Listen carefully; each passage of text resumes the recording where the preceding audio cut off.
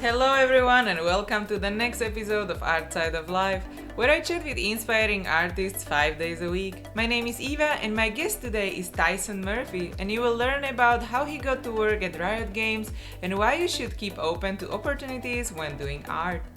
I think they're both really important, like for people to have a general direction they want, but then look for opportunities in there, because you could be sticking to one thing that people just don't need, or there might be something that could be a way easier way into the industry. Tyson is a principal artist at Riot Games, the creator of the League of Legends. He used to work as a lead character artist on World of Warcraft at Blizzard Entertainment, and in the beginning of his career he contributed to Toy Story 3 video game while he was a character animator intern at Disney Interactive. So please welcome Tyson Murphy and let's get to the interview. So welcome everyone to the next episode of Art Side of Life, and I'm super happy to have Tyson here. Hi! Hi! Good to be here. Super happy that you took time and join us to share your artistic story, and maybe you can start with your background and tell us maybe something more about your childhood and how you got to art. Okay. So I am a video game artist. I'm a principal artist at Riot Games. And wow, when I started, I guess I started like a lot of us just kind of drawing when I was little, doodling, sketching around and stuff, but didn't really take it seriously until I was older. And I went to Brigham Young University, which is in Utah. And some of my teachers, Sam Nielsen was my painting teacher there, and Ryan Woodward was one of my other teachers. I had Jake Parker taught there, for a bit. Really awesome people there. And so I went to school there, and then did a few little internships and jobs and stuff, but my first kind of big job out of school was Blizzard. And so I was there working on World of Warcraft for like 5 or 6 years or so. And then came to Riot after that, and so that's pretty much been it. But let's go back to how did you actually get to Blizzard, because it's like, right. I just got there right after school, but how did they discover you, or did you apply, or what did you have in your portfolio already, like what they caught their attention? Yeah, no, that's a good question. Let's see, I first applied for an internship at Blizzard, and it was a environment art internship. And at the time, I was doing an animation internship at Avalanche Studios, which was Disney Interactive. They were making the Toy Story 3 video game and stuff. And so I was doing animation, and I saw that Blizzard was doing internships, and I realized I maybe didn't want to do animation anymore. So I applied for this environment art internship, and I just had like a bunch of everything in my portfolio, and looking back, this was probably not the right way to do things, because I had like a little bit of everything, and I was kind of like, animation? Okay, yeah, I'll do that. Okay. Environment art? Okay, yeah, I'll go do that. Okay. But I just kind of barely got by. And then, when I got the internship on Diablo, and which, if you know, my work is like not really super close to a lot of stuff I do. And so I got there, and they're like, hey, we're gonna have you do character art, actually. And so I was like, okay, yeah, sure. And character art is kind of where I landed. But yeah, I don't know if my portfolio was the best thing for it. What I did do, though, was I really catered it specifically for them. So I had a few different portfolios for different studios, and tried to I usually had a piece for each, whether it's an environment art piece or an animation piece, something really specific for that, job or internship or whatever. So that makes sense. That was probably it, I guess. Yeah, definitely. And so when you were still deciding to go to university or just study by yourself, what was your decision-making process? Was it important to go to like brick traditional school, or why did you decide to go there? So my thought process was, I actually had already started Animation Mentor, like the online school. And that's when I thought I was going to be an animator. So I was like, well, it was kind of, had only been around a few years, but was really doing great. And it was one of those things where my mom still was like, it's like an online school. Like, I don't know about this. So I was doing that, and it was, I needed to apply. I wanted to go to a full school, just because if for no other reason, just to give myself, that time, that 3 or 4 years where I can like really focus. And so I applied to a few places, SCAD and Art Center, and then BYU. And I ended up going to BYU mostly because it was way, way cheaper. BYU is like a actual university. It's not like an art school. And it was right there in Utah where I lived. So, and they had this pedigree of, again, Sam Nielsen was teaching there, and like Joe Olson, like all these amazing people. So I was like, that seems like a good fit for me. So, and I almost finished it. I almost graduated, but I didn't. Well, apparently you don't need it, so Well, it was great though. It was a good thing, and I know lots of people don't have access to like a full university or whatever, but the world is so different now. Like you can get such a similar experience. Sam teaches online, and there's a lot of stuff to get that same sort of education. So yeah, so there are like more options now, so people can choose from. Yeah. And do you remember maybe like the best advice you ever received, over your time developing your art career? Best advice. I think the best advice I've ever got is probably I can't even remember who told me. It might have been just some story I read forever ago, but basically focusing on quantity instead of quality. It sounds like a weird kind of counterintuitive thought for an artist, but there's like a story. I think this is the story that I heard or somebody told me, of there's two potters, right? Like clay people that make pots. And they each have a month to make a perfect pot. And the first one is told, hey, you can take the whole month and you can make one pot. And then the second one's told, hey, you can take the whole month, but make as many pots as you can, like just as fast as you can, make as many as you can. And, the second one ended up with the better pot in the end. Even though he wasn't even focused on quality, the fact that he just did it so much, he immediately was better than the person who was only focused on quality. And I don't know if that story makes sense. It does.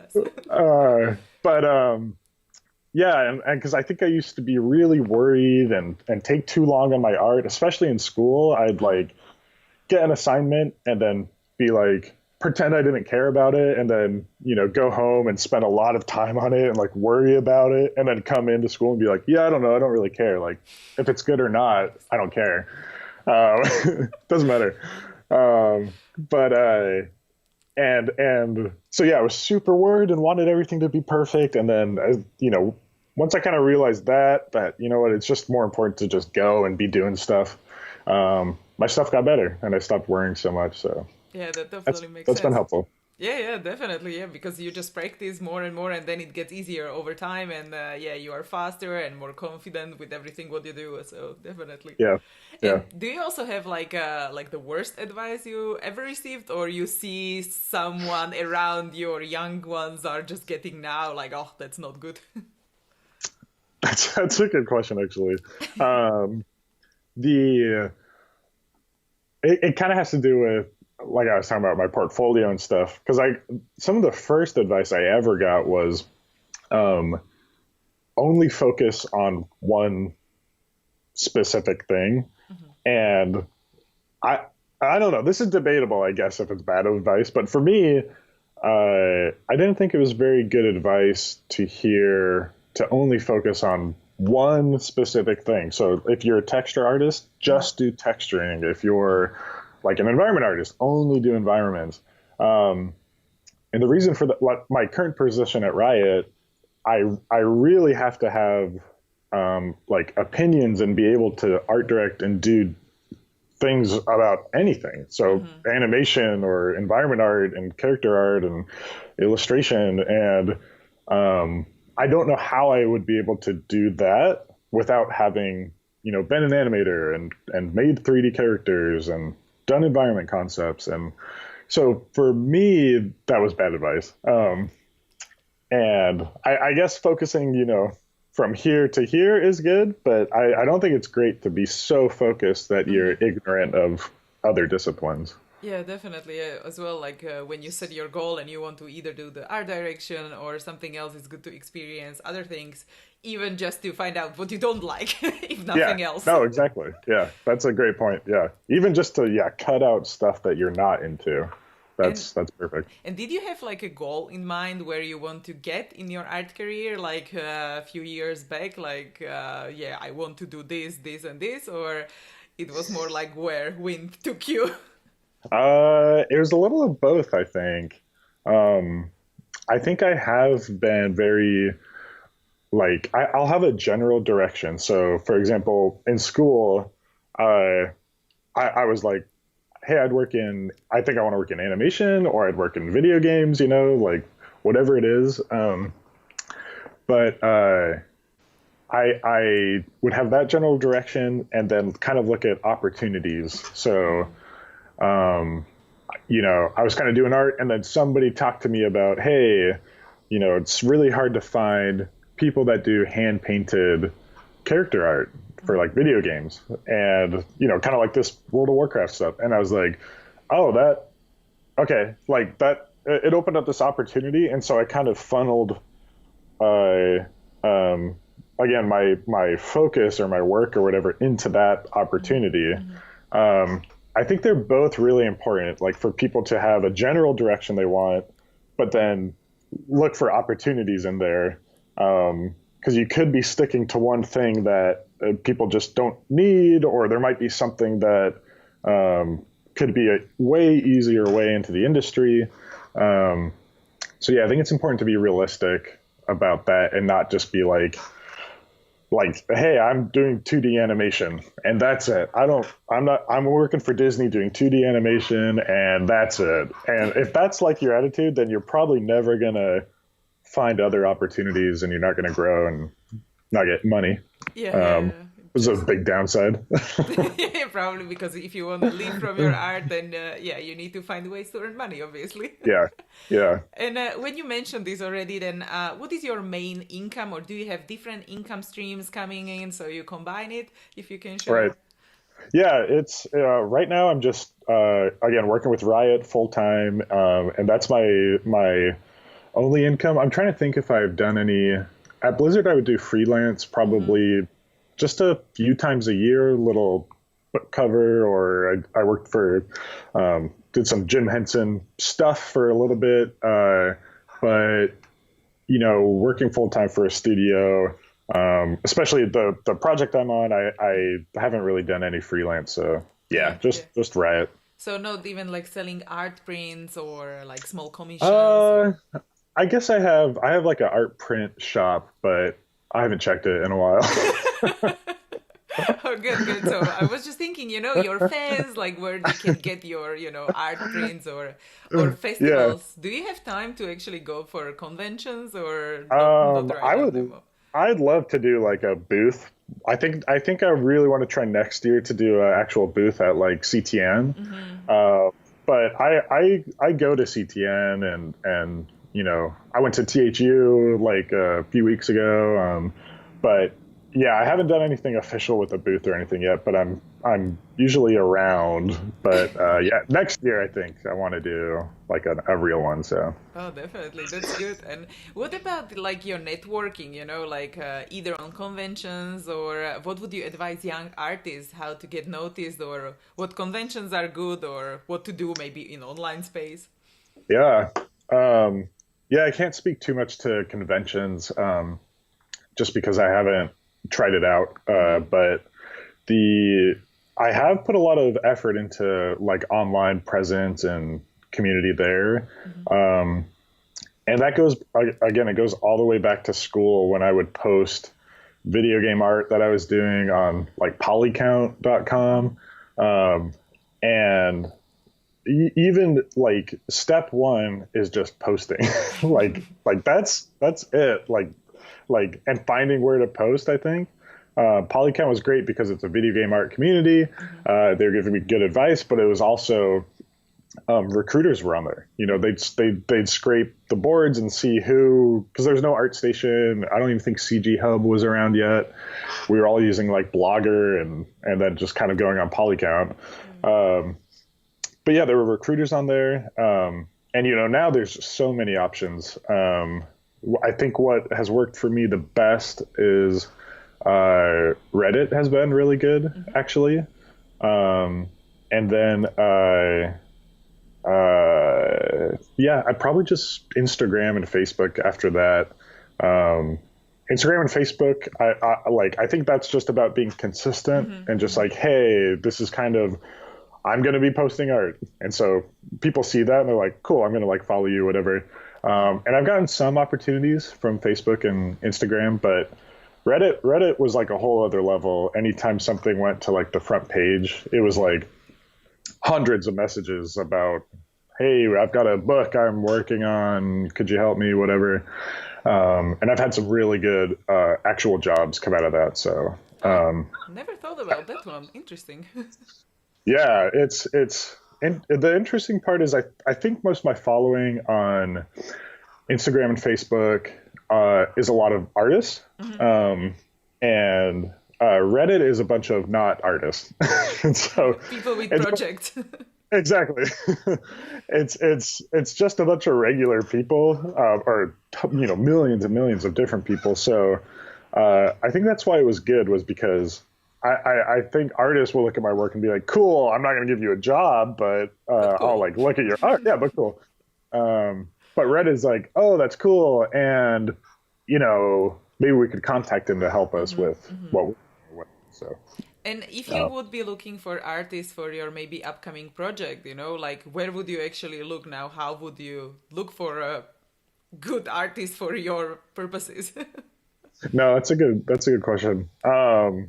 I feel like I know enough artists now that I would like I've hit up, as recent as a couple days ago, hit up somebody like, hey, what's your availability looking like, and so that's and I guess this goes back to exactly what I was just saying, is that so many people post and I follow so many people that I kind of just know like who I like and who is consistent and who is working.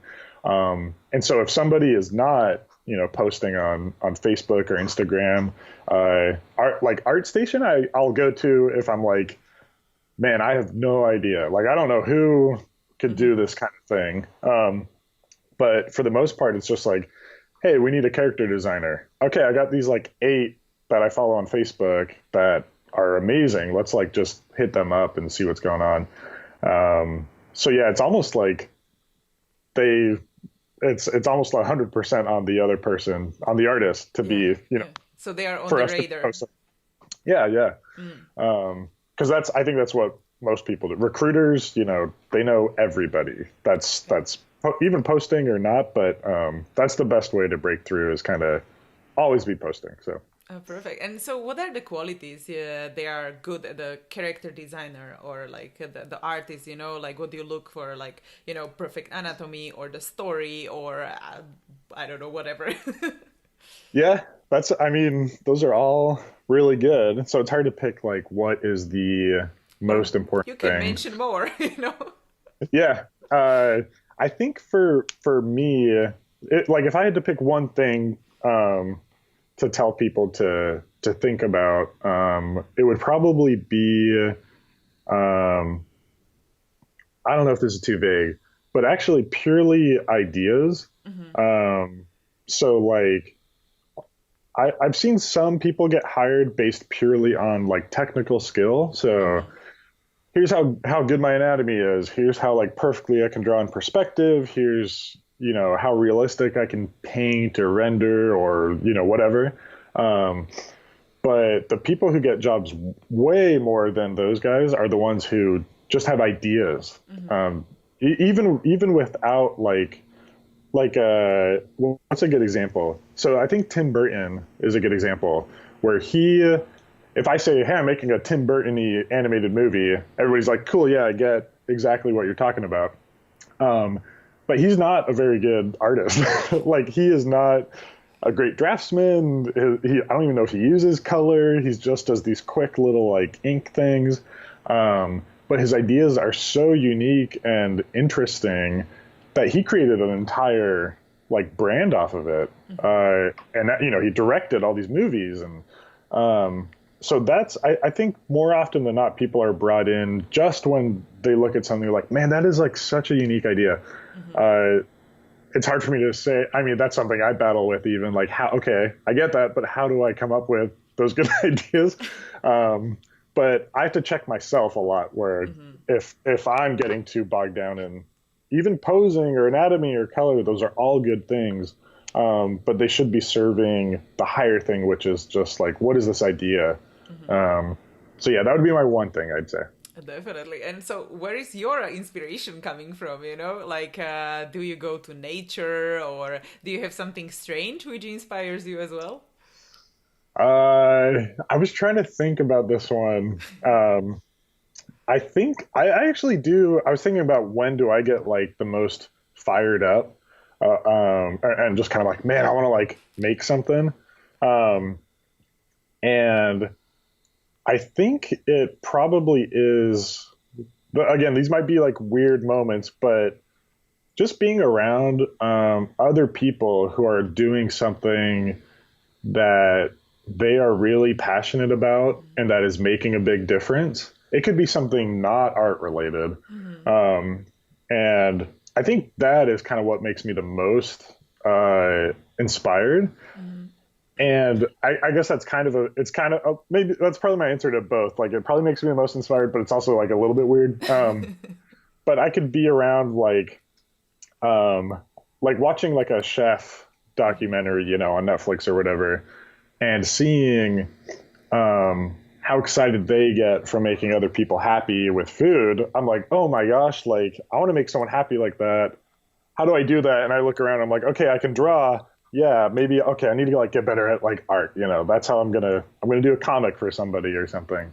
Or I'll be, I went to my dad is an old baseball player, professional baseball player, and he's, we'll go to Atlanta, Georgia, where he played, and he's out there. He has a restaurant and stuff, and the fans will come interact with him like crazy.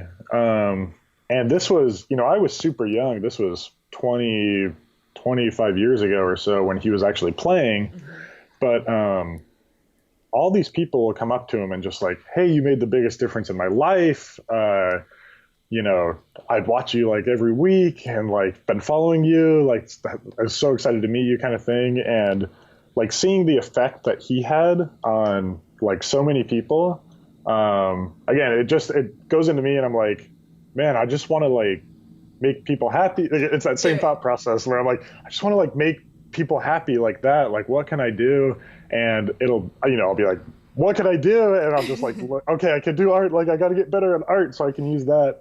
So yeah, I think it's other people, whether they're artists or not, that are really affecting something good in the world that probably inspires me the most. Oh, that's so cool. And so do you do some other activities for, I don't know, boost your creativity? Like, I don't know, meditation, or do you go for like sketch sessions, or do you guys have something interesting in the studio that you get together to draw maybe over lunch break?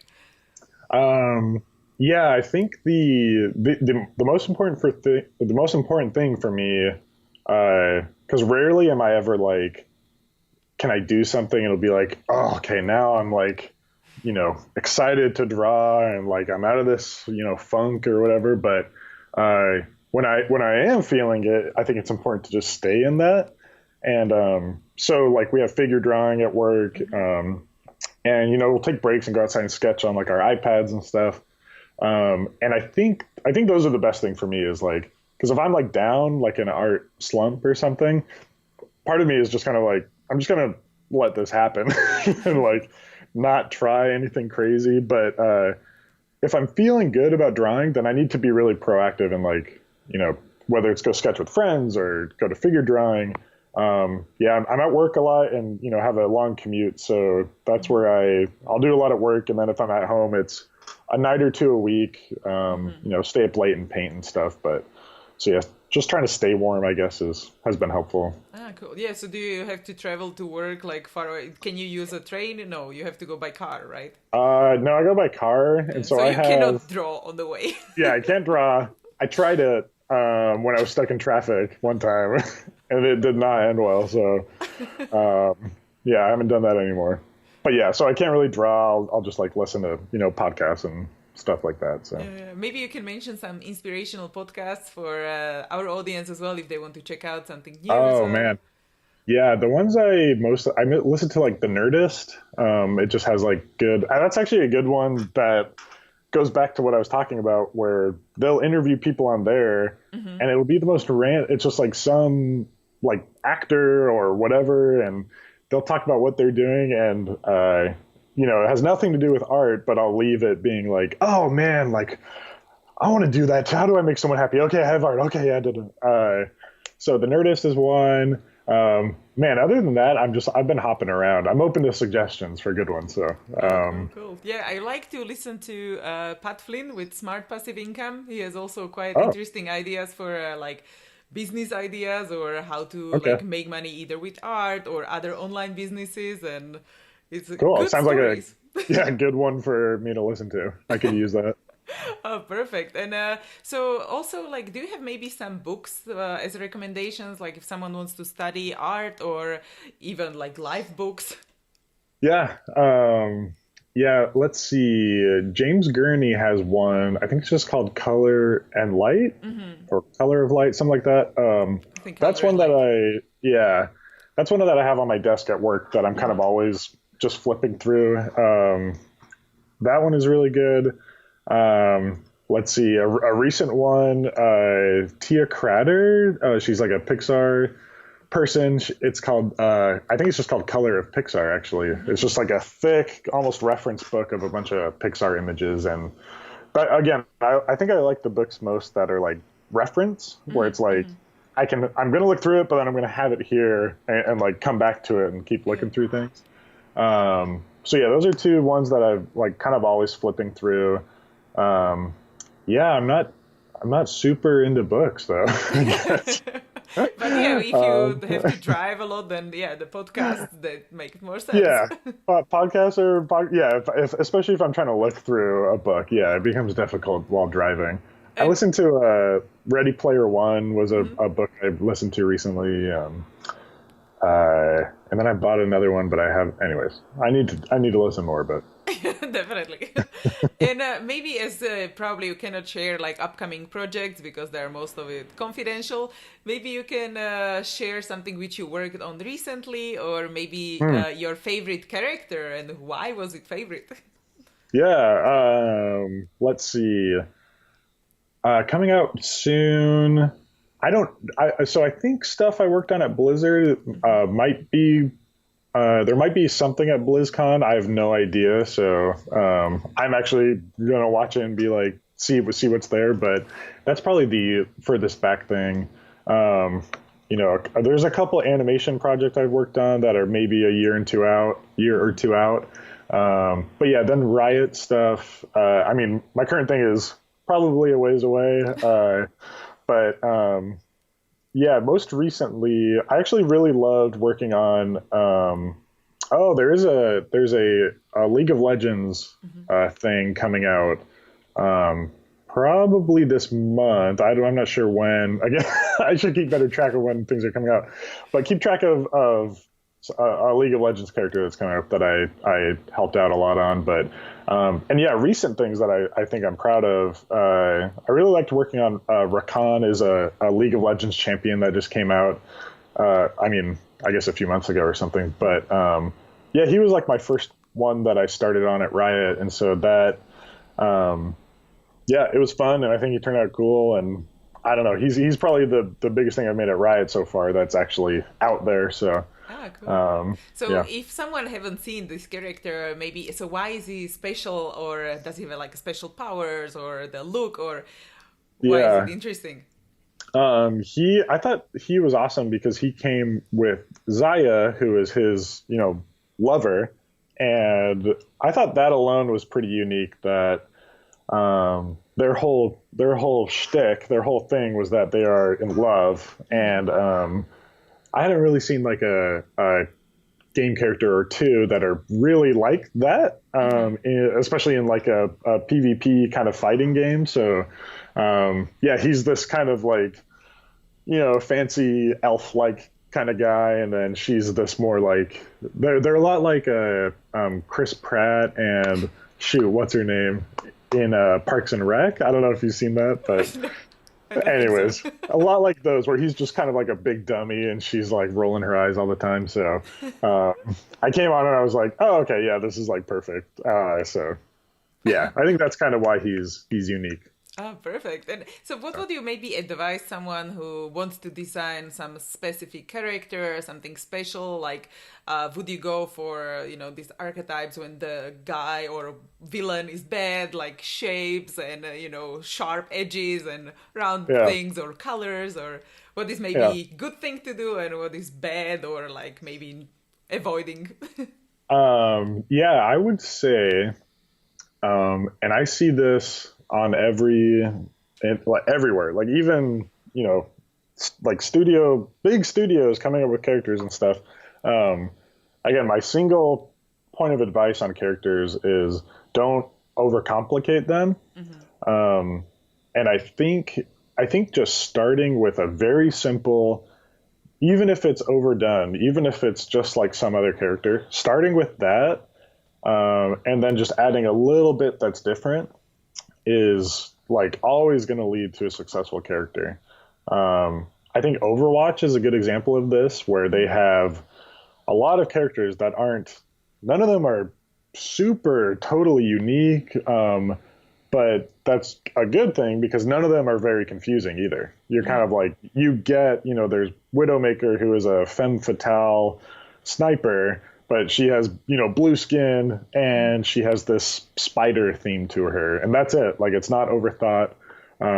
So that would be, I think that's something I've been trying to do more. And I think is just a good rule of thumb. Start with a simple kind of trope of a character, and then just add a little bit of a twist, and then that's kind of the secret.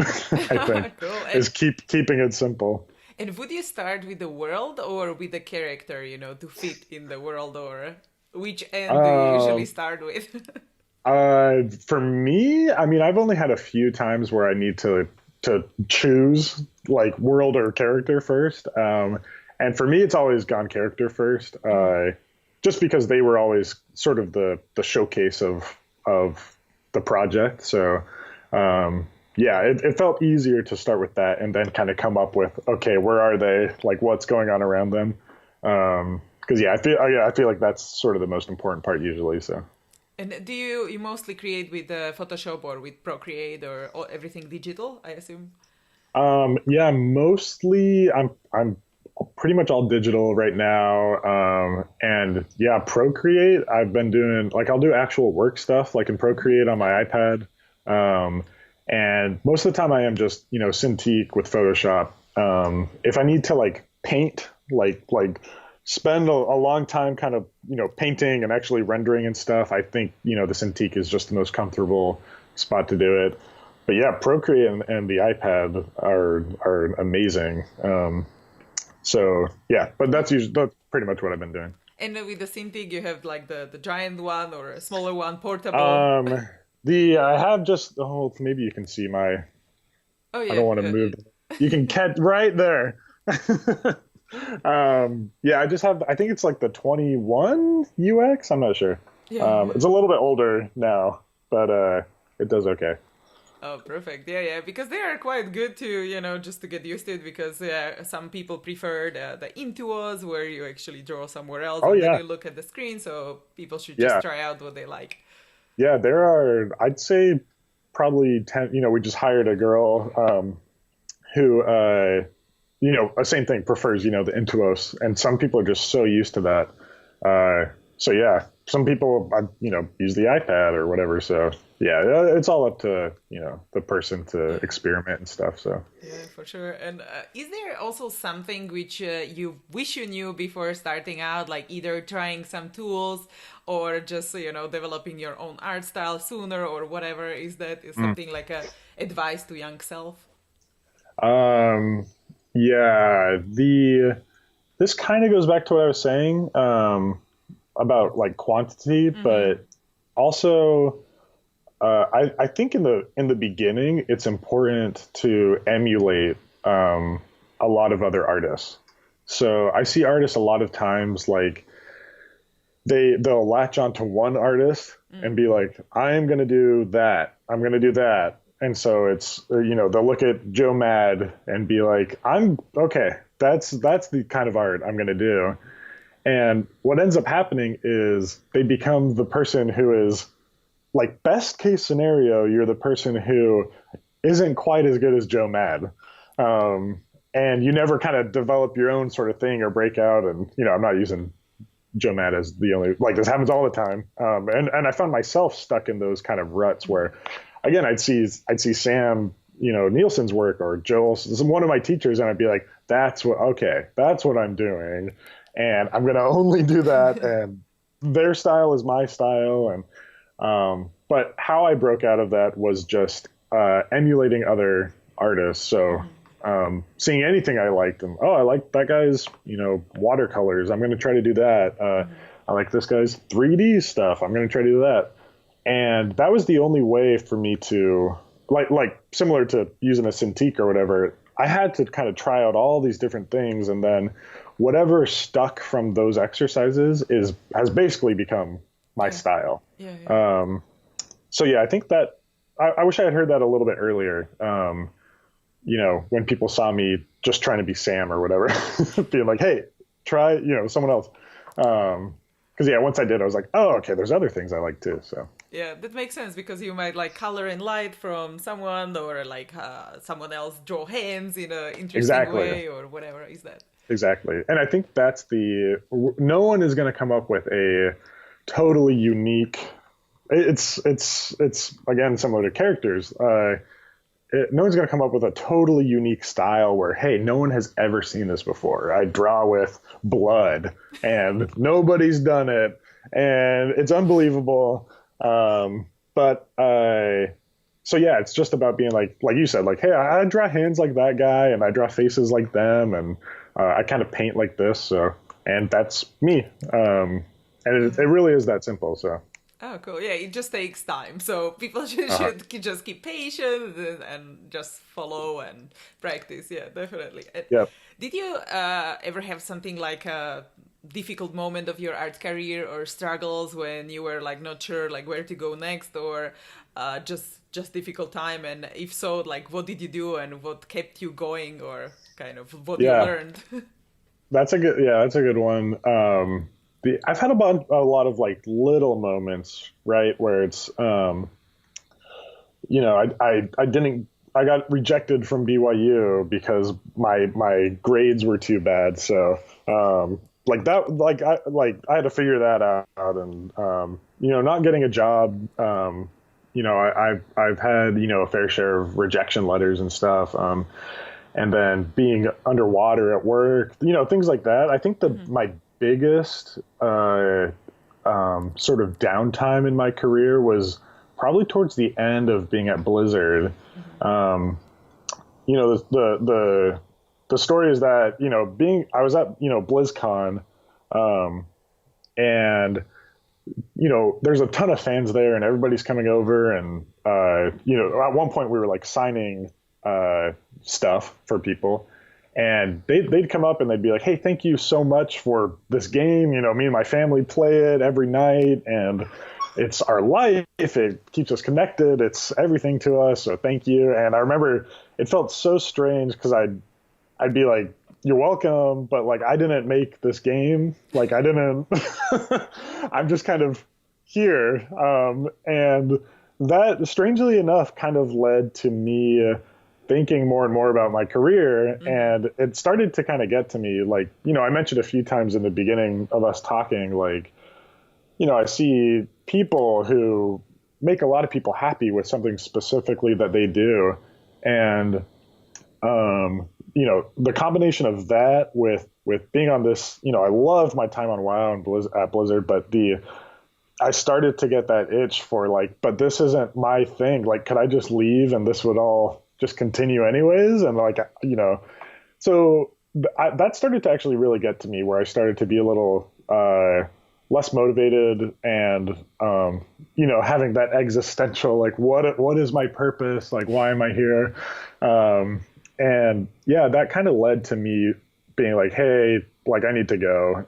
And that, like, along with personal life stuff and the combination of that, and it was just like time to kind of go try and figure out if I could find something where, when somebody says, hey, thank you for making this, I could be like, yeah, you're welcome. Like, I actually did, like, I did make this. And so, yeah, and Riot was, an amazing place. Was like, I feel like I am on something like that right now, that I can actually say that.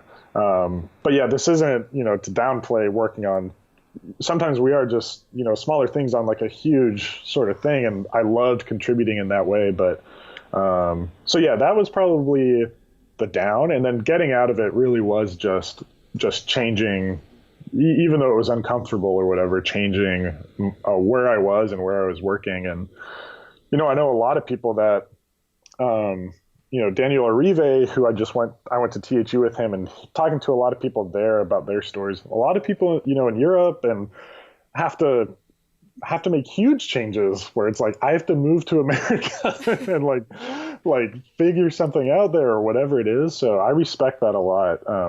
And because sometimes that's what it takes when you're kind of are down. Sometimes it takes a huge change to kind of pull you out of it. So. Definitely. Yeah, because sometimes it's really hard to even move to a different country or just change job. It's also just a different culture, and everything is different for sure. So yeah. And it can be tough. Yeah. And what about the future? Where would you see yourself in like 5 to 10 years? And like your dream scenario, if you cannot fail and everything is going according to your plan.